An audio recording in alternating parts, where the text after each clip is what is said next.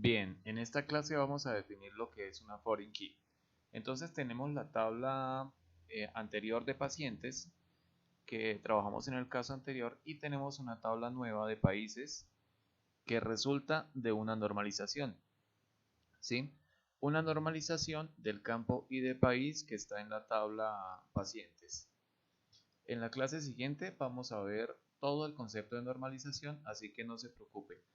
Ahora quiero que lo hagamos rápidamente, pero sepan que para no guardar, por ejemplo, en la tabla de pacientes los países directamente escritos y con los nombres tal cual aparece en su descripción, lo que hacemos es normalizarlo y llevar los códigos de países a otra tabla con el campo I de país y ahí le coloco la descripción correspondiente a cada país.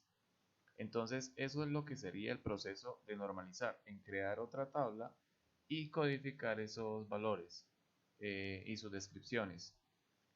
Entonces, lo que tenemos que tener bien en claro es que una foreign key o una llave foránea es una relación entre dos tablas. ¿Por qué se crean esas relaciones? Bueno, creamos esas relaciones cuando lo que queremos hacer es crear una regla interior diferencial.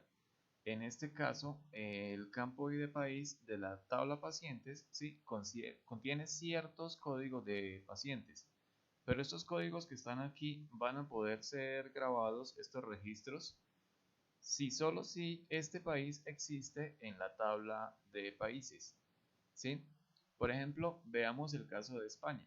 Este país, España, cuando yo quiero insertar este registro, habiendo una relación entre estos dos campos, I de país e I de país de la tabla paciente, cuando quiero insertar este registro y SQL Server detecte que el código España no está dado de alta en la tabla de país, bueno, va a ocurrir un error. Sí, va a ocurrir un error cuando queramos insertar el registro y ese error es producto de la regla de integridad referencial. Sí, el producto de esa regla creada. ¿Para qué? Para que no se graben valores en la tabla de pacientes, por ejemplo, no se graben países que no existen o que no están definidos en la tabla país. Esto lo que me da es una consistencia de datos, ¿sí? Porque yo no voy a tener valores aquí que no están cargados en la tabla de países. Entonces, cuando el usuario se ingrese, va a poder ver todas las relaciones de países, toda la tabla de países, porque al estar dado de alta coincide exactamente con la tabla países. Entonces, esta definición de foreign key la vamos a ver bien en detalle cuando creemos las relaciones en el diagrama de entidad-relación en la práctica, que ya es en la sección, en el video siguiente, ya vamos a trabajar los conceptos que hemos aprendido hasta el momento. Entonces, como punto número uno, podemos decir que la clave foránea o foreign key debe ser del mismo tipo de dato que su campo relacionado. Es decir, que el campo I de país, si aquí es chart 3, bueno, en la tabla de pacientes también tiene que ser chart 3, si no, no voy a poder crear esa relación.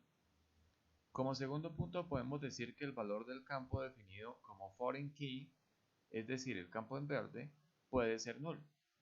¿Por qué puede ser null? Porque mientras yo no grabe ningún valor en esa tabla, yo no estoy infringiendo ninguna regla. Porque mientras no tenga valor no estoy infringiendo nada. Entonces, si el valor que yo quiero grabar no existe en la tabla de países donde está hecha la relación, entonces ahí sí me va a devolver un error. Pero mientras tanto puede ser null, entonces no pasa nada, no hay ningún problema.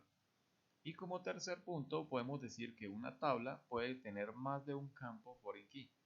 Es decir, si yo quisiera tener otro campo aquí en la tabla paciente de foreign key relacionado con otra tabla diferente, puedo hacerlo. Puedo tener más de un campo foreign key. Entonces, vamos a terminar aquí lo que es el concepto de foreign key. En la clase siguiente vamos a ver la normalización de tablas y en la sección siguiente Ya vamos a arrancar con la tabla número uno, vamos a crear nuestra propia base de datos y vamos a aplicar todos los conceptos aprendidos.